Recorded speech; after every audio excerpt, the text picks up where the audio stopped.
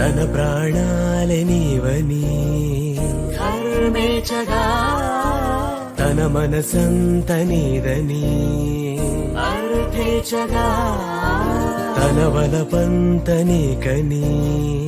కామేచగా అవధులు లేని ప్రేమకై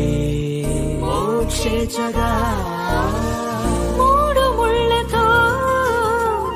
7 అడుగుల అగ్ని సాక్షిగా ఇద్దరు ఒకటిగా మారగా